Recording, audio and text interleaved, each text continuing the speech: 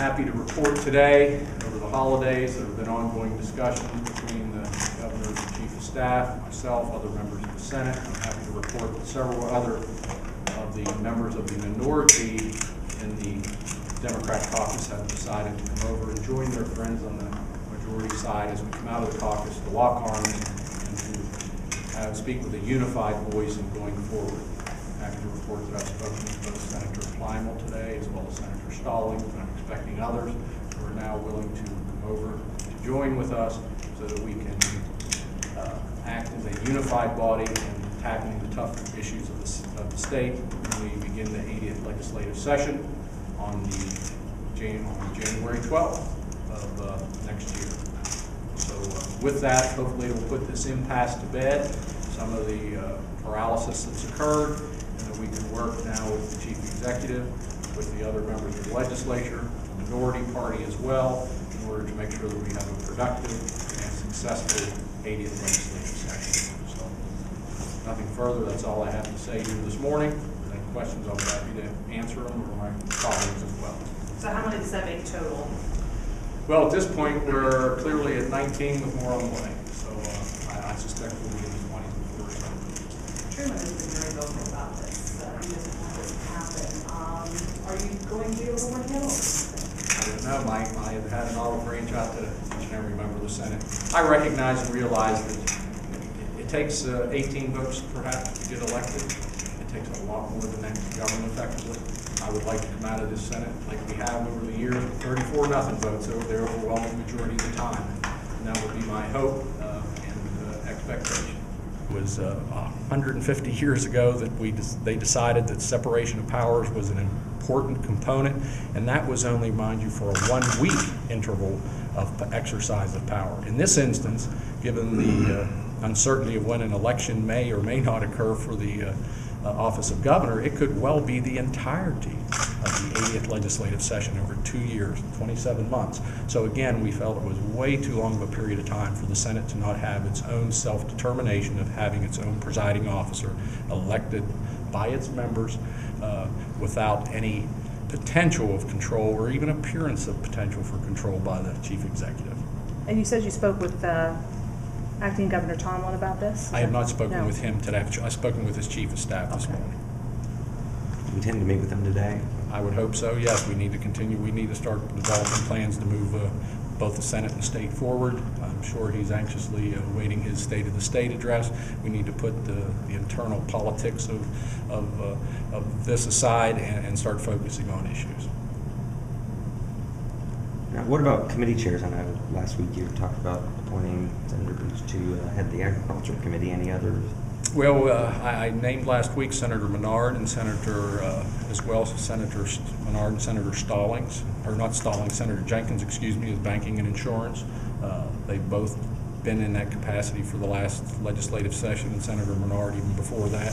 They do an excellent job. It lends additional stability to the financial markets and also the insurance markets, I think, to send a strong and clear signal that not only that we're interested in stability in the Senate, but also in the operations of the Senate and with the personnel, and that there is no punitive measures being taken against anybody who may have been on the non-prevailing side. We're all senators. We're going to join together, and we're going to put the best people with their talents to run the Senate in a fair, impartial, and successful manner.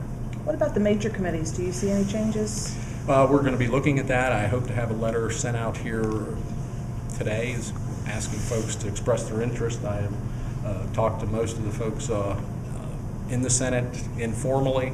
I've asked them each informally to give me 1 or 2 or 3 of their top choices that I've pigeonholed in my own mind, but there's been no formal request for committee assignment or appointments at this point. But again, we're now less than 3 weeks away. We're now two weeks and counting till the 12th.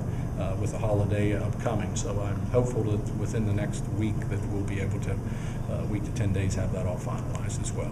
You've got to really cram a lot of stuff in a short amount of time, because this usually starts well before this time, does it not? Yeah, usually it would probably have occurred shortly after the Democrat caucus on the 13th. So we've effectively lost 2 weeks, but we're quick learners, and I think we can respond to getting things put together relatively quickly. We've got the support of the fine Senate clerk staff, also with the able assistance of the governor's staff, who also graciously offered in the past to assist in any way with forms and other things and insight that may be helpful with the Senate in order to bring this to a prompt and quick organizational conclusion.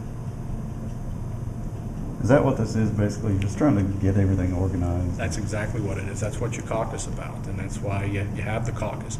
It's nothing really completely unusual. Every time there is a change in leadership of any kind, 4 years ago when Speaker Thompson was elected, he was elected out of his caucus, and he immediately hit the ground and started making appointments, and that's what we need to do in this instance as well.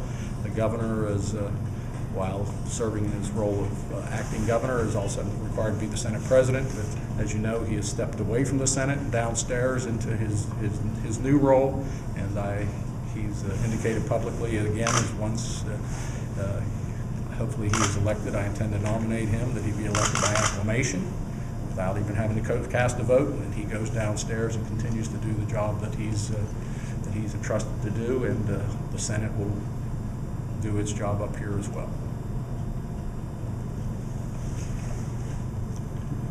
What are the top priorities for the next session? Well, budgetary are going to always be tough. We're in a pretty good shape, with the budget, obviously, compared to some of the other states around us, our sister states.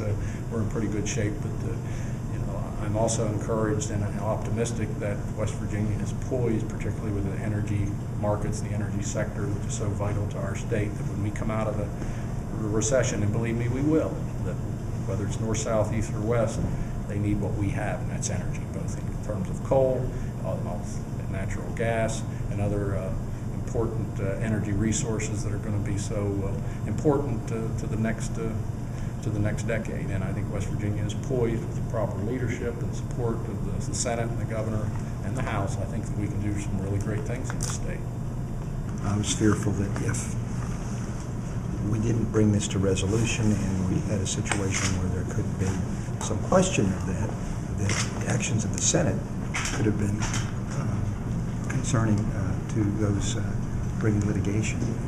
But with a firewall, which hopefully will be created if all this comes to fruition, and I think that's much, much less likely. I think it's important to bring the Senate together. It's been a difficult 3 or 4 weeks. I think now that it's clear that everyone's beginning to really coalesce around a new organization. It's a different time. We've got our president downstairs as acting governor.